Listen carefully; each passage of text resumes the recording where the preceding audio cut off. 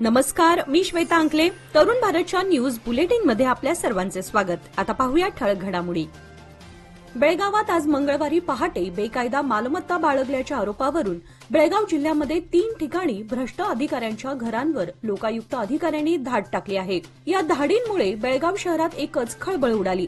आज लोकायुक्त अधिकाऱ्यांची पहिली धाड ही नुकतेच बेंगळूर येथे बदली झालेले व्यावसायिक कर खात्याचे सहाय्यक आयुक्त व्यंकटेश मुजुमदार यांच्या सह्याद्रीनगर बेळगाव येथील घरावर पडली. त्यानंतर ग्रामतलाठी विठ्ठल शिवापा ढवळेश्वर यांच्या निपाणी येथील बोरगाव यांच्या घरावर पडली. विठ्ठल शिवापा ढवळेश्वर यांच्या रामदुर्ग तालुक्यातील कामानकोप्प गावातील घराचीही यावेळी झडती घेण्यात येत होती. काही वर्षांपूर्वी बागलकोट येथे सुमारे 1,10,00,000 रुपयांची रक्कम कारमधून घेऊन जात असताना रामदुर्ग तपास नाक्यावर ढवळेश्वर यांना ताब्यात घेण्यात आलं होतं. तिसरी धाड ही धारवाड येथील कर्नाटक औद्योगिक क्षेत्र विकास मंडळाचे सहाय्यक कार्यकारी अभियंता गोविंदप्पा हनुमंतप्पा भजंत्री यांच्या उगरगोळ तालुका सौंदत्ती जिल्हा बेळगाव येथील घरावरही लोकायुक्त अधिकाऱ्यांनी धाड टाकली आहे. या प्रकरणात बेकायदेशीरित्या मालमत्ता बाळगल्याच्या आरोपावरून या धाडी टाकण्यात आल्या असून कागदपत्रांची तपासणी आणि चौकशी केली जात आहे. एससी मोटर्सजवळ काल सोमवारी रात्री उशिरा उचगाव बेळगाव येथील प्रवासी रिक्षाचालक रियाज ताशीलदार वय वर्षे 55 यांच्यावर अज्ञात तरुणांनी हल्ला करून त्याचा गळा चिरण्याचा प्रयत्न केला. या हल्ल्यात रियाज ताशीलदार हे जखमी अवस्थेत तात्काळ मार्केट पोलीस स्टेशन गाठले असता लागलीच पोलिसांनी त्यांना बेळगाव जिल्हा रुग्णालयात दाखल केले. या प्रकरणाची माहिती मिळताच बेळगाव उत्तरचे आमदार आसिफ सेठ, कायदा व सुव्यवस्था विभागाचे डीसीपी रोहन जगदीश यांनी जिल्हा रुग्णालयात जाऊन जखमी रियाज यांची भेट घेतली. यावेळी रियाजच्या कुटुंबियांनी हल्लेखोरांवर कडक कारवाई करण्याची मागणी केली. यावेळी डीसीपी रोहन जगदीश यांनी आपण तपास करत असल्याचे पत्रकारांना सांगितले. या हल्ल्यामध्ये मोठ्या प्रमाणात रक्तस्राव झाल्याने गंभीर जखमी झालेल्या ऑटो चालक रियाजला पुढील उपचारासाठी बेळगाव येथील खासगी रुग्णालयात दाखल करण्यात आलं आहे. या संदर्भात माळ मारुती पोलीस ठाण्यात गुन्हा दाखल करण्यात आला असून काही संशयित तरुणांना ताब्यात घेण्यात आल्याची माहिती मिळाली आहे. बेळगाव उत्तर मतदारसंघाचे आमदार आसिफ सेठ यांनी नुकतेच शाहूनगर येथील श्रीराम कॉलनी, फुलबाग गल्ली, देशपांडे गल्ली यासह फोर्ट रोड परिसराला भेट दिली. या परिसरात राहणारे रहिवासी आणि व्यावसायिकांना तसेच पीबी रोड ओव्हरब्रिज जवळील दुकान मालकांना भेटून त्यांना भेडसावणाऱ्या समस्या जाणून घेतल्या. दरम्यान त्यांनी विविध समाज बांधवांशी सुद्धा यावेळी संवाद साधून त्यांच्याही तक्रारी ऐकल्या आणि परिसराच्या सुधारणेसाठी आवश्यक असलेल्या सुविधांबद्दल चर्चा केली. यावेळी अनेक दुकानदारांनी रस्त्यावरील अडथळे आणि पार्किंगची अपुरी जागा यामुळे पायी जाणाऱ्यांची संख्या कमी झाल्याबद्दल चिंता व्यक्त केली, ज्याचा त्यांच्या उदरनिर्वाहावर परिणाम होत असल्याचे सांगितले. आमदार आसिफ सेठ यांनी स्थानिक नेते, पालिका अधिकारी आणि वाहतूक पोलिसांसोबत चर्चा करून येथे उत्तम रस्ते, ड्रेनेज सिस्टीम, पाणी पुरवठा आणि स्वच्छता तसेच वाहतूक कोंडी सोडवण्यावरही लक्ष केंद्रित केले. प्रसंगी आमदारांनी महापालिका आणि इतर संबंधित एजन्सी यांच्या सहकार्याने कार्य पूर्ण केले जातील असे आश्वासन दिले. यावेळी नागरिकांनी त्यांचे आभार मानले. यावेळी परिसरातील असंख्य नागरिक उपस्थित होते.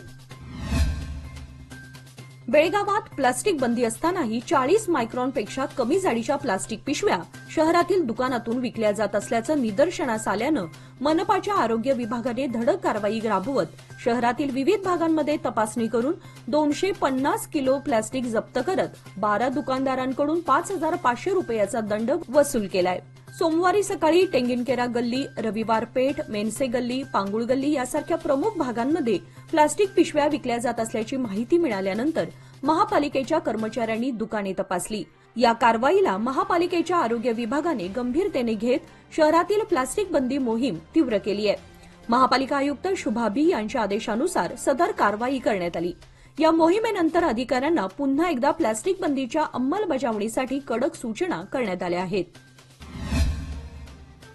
सांबरा रोड, बसवनकुर्ची येथील शिंदोळी क्रॉस येथे बालचमूंनी पन्हाळा किल्ल्याची प्रतिकृती बनवली आहे.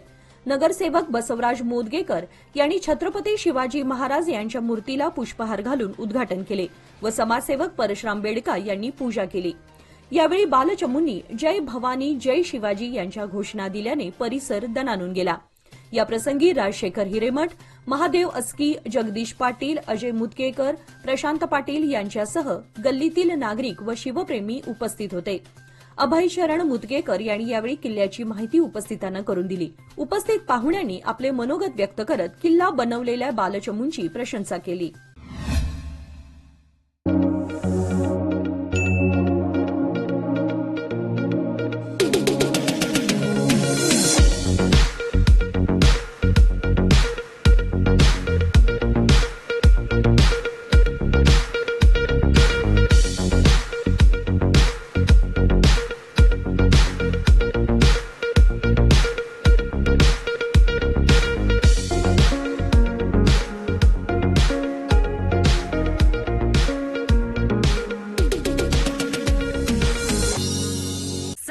लोकमान्य दुर्गा शक्ती योजना, जी देते तुमच्या गुंतवणुकीवर 10.25% परतावा, तेही फक्त 18 महिन्यांमध्ये. सोबत 1 लाखापर्यंत व्यक्तिगत अपघाती विमा विनामूल्य उपलब्ध. अधिक माहितीसाठी आजच कॉल करा 1800-212-4050. फक्त सभासदांकरिता. अटी लागू. लोकमान्य, जिथं पैसा वाढतो आणि नातं वृद्धिंगत होतं. कागवाड येथील न्यायालय इमारत बांधकाम करण्याकरिता तत्कालीन एपीएमसी मंत्री बंड्या काशपन्नावर यांनी तात्कालिक मान्यता दिली होती. मात्र बफर झोन या नियमाने दिलेल्या मंजुरीला मान्यता देण्यात आली नाही. कागवाड येथील न्यायालय इमारत बांधकाम करण्याकरिता एपीएमसीच्या जागेमध्ये सोय करणं शक्य आहे ते करावं असा विचार राज्याचे माजी मंत्री श्रीमंत पाटील यांनी कागवाड येथे बोलताना व्यक्त केला. मंगळवारी सकाळी कागवाड येथे वकील संघाच्या वतीने प्रारंभ केलेल्या आंदोलनाचा दुसरा दिवस असताना माजी मंत्री श्रीमंत पाटील यांनी भेट देऊन आपले विचार मांडले. न्यायालयाने ई श्रम कार्ड असलेल्या म्हणजेच कामगार खात्याकडे अधिकृत नोंदणी असणाऱ्या पण रेशन कार्ड सुविधेपासून वंचित असणाऱ्या कामगारांना तात्काळ रेशन कार्ड सुविधेचा लाभ देण्याचे आदेश दिले. त्याप्रमाणे सरकारने ई श्रम कार्ड धारकांना रेशन कार्ड मंजुरीची सुविधा सुरू केली आहे. यात बेळगाव जिल्ह्यात निपाणी तालुक्यात सर्वाधिक गतीने ई श्रम कार्ड धारकांना रेशन कार्ड सुविधेचा लाभ मिळालाय. गेल्या 8 दिवसात निपाणी तालुक्यात रेशन कार्ड मंजुरीसाठी आलेल्या अर्जांपैकी 92% अर्ज निकाली काढण्यात प्रशासनाला यश आलंय. निपाणी येथील प्रभाग क्रमांक 15च्या पोटनिवडणुकीसाठी 4 उमेदवारांनी एकूण 5 अर्ज दाखल केले होते. यापैकी वर्षा बाळासाहेब चव्हाण यांनी एक अपक्ष म्हणून आणि दुसरा काँग्रेस उमेदवार म्हणून अर्ज दाखल केलाय. मात्र त्यांना पक्षाचा बी फॉर्म न मिळाल्याने त्यांचा दुसरा अर्ज अवैध ठरवण्यात आला. अपक्ष म्हणून भरलेला पहिला अर्ज मात्र वैध ठरला आहे. पोटनिवडणुकीसाठी सोमवारी अर्ज दाखल करण्याची मुदत संपल्यानंतर मंगळवारी उमेदवारी अर्जांची छाननी करण्यात आली. यात शाहीन फारुक पटेल, जस्मीन जुबेर बागवान, आयेशा जावेद कोल्हापुरे आणि वर्षा बाळासाहेब चव्हाण या 4ही अपक्ष उमेदवारांचे उमेदवारी अर्ज वैध ठरवण्यात आले. छाननीनंतर आता बुधवार आणि गुरुवार असे 2 दिवस अर्ज माघार घेण्याची मुदत आहे. यात कोणते उमेदवार माघार घेतात की चौरंगी निवडणूक लागते हे गुरुवारीच स्पष्ट होईल.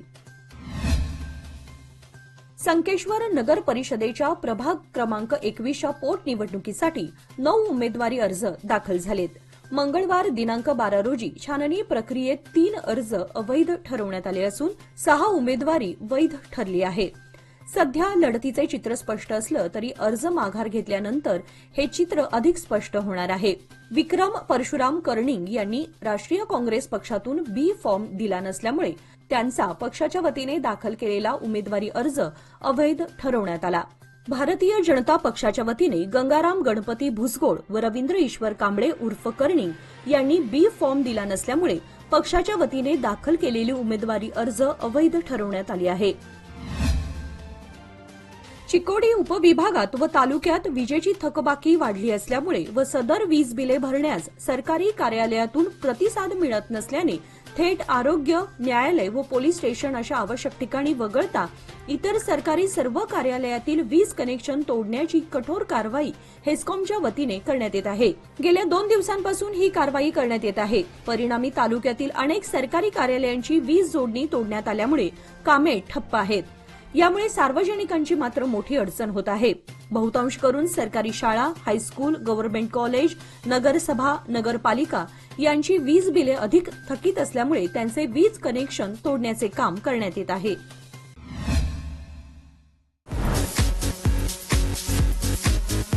तरुण भारत प्रेझेंट्स घरकुल real estate and construction material exhibition 2024 the 11th edition organized by Rotary Club of Venugram Belgaum and Consulting Civil Engineers Association Belgaum with diamond sponsorship Priya Shakti Steels. Yes, it's a golden opportunity. Join this mega event and reach thousands of people in Belgaum and its surrounding areas for greater public relations, exposure and impact. At CPED Ground, Belgaum from 21st to 26th November 2024.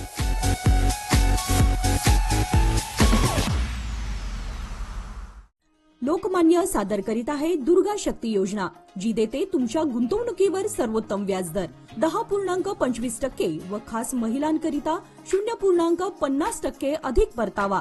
कालावधी 18 महिने. अधिक माहितीसाठी आजच call करा 1800-2124-050. योजना फक्त सभासदांकरिता. नियम व अटी लागू.